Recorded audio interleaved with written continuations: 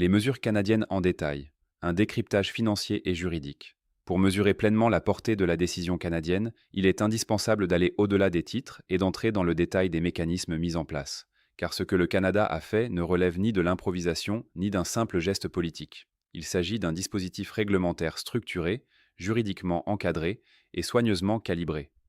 Contrairement aux sanctions économiques classiques, souvent décidées dans l'urgence et à forte charge symbolique, les mesures canadiennes reposent sur l'architecture existante de la régulation financière. C'est précisément ce qui les rend redoutablement efficaces. Le rôle central du régulateur financier canadien, au cœur de cette décision se trouve l'Autorité de supervision financière du Canada, chargée de surveiller la solidité, la conformité et la stabilité des institutions financières opérant sur le territoire national.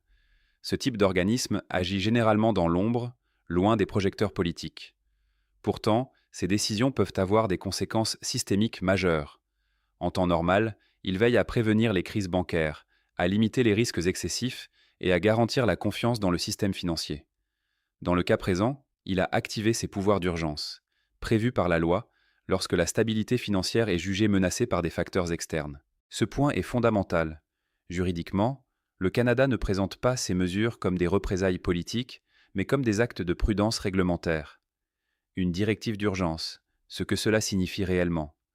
Une directive d'urgence n'est pas une loi votée par le Parlement. C'est un instrument réglementaire qui permet une action rapide sans passer par un long processus législatif. Elle est temporaire par nature, mais immédiatement contraignante. Cela permet deux choses.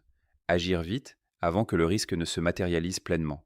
Conserver une marge de manœuvre politique, en laissant la porte ouverte à un assouplissement ou à un retrait ultérieur.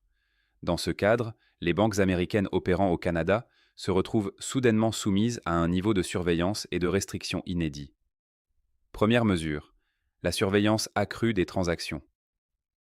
La première composante de la directive concerne le renforcement drastique des obligations de transparence. Les institutions financières basées aux États-Unis doivent désormais fournir, dans un délai très court, une documentation détaillée sur toutes les transactions dépassant un certain seuil financier, leurs expositions au titre de dette du gouvernement américain et leur position à risque susceptible d'affecter la stabilité canadienne. Ce seuil n'a pas été choisi au hasard. Il correspond à un niveau à partir duquel les transactions peuvent révéler des mouvements de capitaux significatifs, des stratégies de couverture ou des tentatives de contournement réglementaire. Concrètement, cela signifie une charge administrative lourde, mais surtout une perte de flexibilité opérationnelle pour les banques concernées. Chaque mouvement devient visible, chaque exposition est scrutée. Dans le monde de la finance, cette transparence forcée est une contrainte majeure. Pourquoi cette surveillance est un levier puissant? Les grandes banques internationales fonctionnent sur la rapidité, la complexité et parfois l'opacité de certaines opérations. Lorsqu'un régulateur impose une surveillance renforcée, il ralentit mécaniquement ces processus. Mais surtout, il envoie un message au marché. Ces institutions sont désormais considérées comme potentiellement risquées. Ce simple changement de perception peut suffire à augmenter leurs coûts de financement, inquiéter les investisseurs et fragiliser leur position concurrentielle. C'est une pression silencieuse, mais extrêmement efficace. Deuxième mesure, le gel de l'expansion des banques américaines. La directive ne s'arrête pas à la surveillance. Elle impose également un gel immédiat de certaines activités stratégiques. Les banques américaines se voient interdire l'ouverture de nouvelles succursales sur le territoire canadien, l'acquisition d'actifs financiers canadiens, l'extension de leur portefeuille de prêts au Canada. Cette mesure est cruciale, car elle touche directement à la croissance future de ces institutions. Sans possibilité d'expansion, une banque n'est pas seulement freinée, elle est progressivement marginalisée.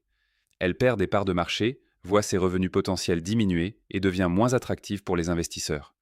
Encore une fois, il ne s'agit pas d'une interdiction totale, mais d'un gel ciblé, réversible en théorie, mais très coûteux en pratique. Une stratégie de pression à moyen terme. Contrairement à une sanction brutale, qui provoque un choc immédiat mais parfois éphémère, ce type de restriction agit dans la durée.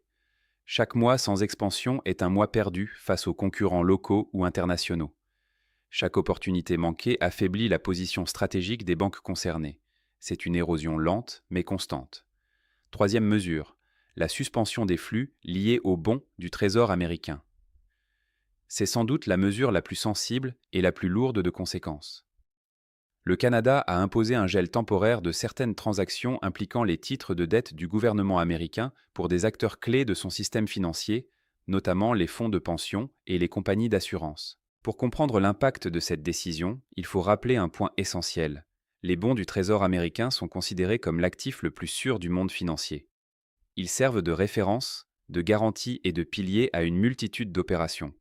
Toucher à ce marché, même indirectement, revient à remettre en cause une pierre angulaire du système financier mondial. Pourquoi le Canada a ce levier?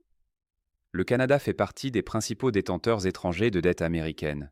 Ces institutions financières jouent un rôle important dans la demande pour ces titres. En suspendant temporairement certains flux, Ottawa ne fait pas s'effondrer le marché, mais il introduit un doute. Et en finance, le doute est souvent plus déstabilisant que la certitude d'un choc. Cette mesure signale que même les actifs réputés les plus sûrs ne sont plus totalement à l'abri des tensions politiques. Un dispositif juridiquement défendable. Un point souvent négligé dans les analyses rapides concerne la solidité juridique de ces mesures. Le Canada s'appuie sur ses lois nationales de supervision financière, ses obligations de protection de la stabilité systémique, et une interprétation prudente de ses engagements internationaux. En d'autres termes, Ottawa ne présente pas ses décisions comme une violation des règles, mais comme une application stricte de son droit souverain à protéger son système financier. C'est ce qui rend la riposte américaine juridiquement complexe. Une architecture pensée pour être modulable. Enfin, il est important de souligner que ces mesures ne sont pas figées. Elles peuvent être renforcées, allégées ou levées progressivement. Cette flexibilité donne au Canada un outil de négociation puissant. Chaque ajustement devient un signal politique et économique. Conclusion du chapitre 2. En apparence technique, les mesures canadiennes constituent en réalité une stratégie financière sophistiquée. Elles combinent surveillance, restriction et signalisation de risque, sans jamais franchir explicitement le seuil de la sanction politique classique. C'est précisément cette subtilité qui les rend dangereuses pour leurs cibles. Le Canada n'a pas fermé la porte, il a simplement changé les règles du jeu. Dans le prochain chapitre, nous verrons comment les marchés financiers ont immédiatement perçu ce changement, et pourquoi leur réaction a été si violente.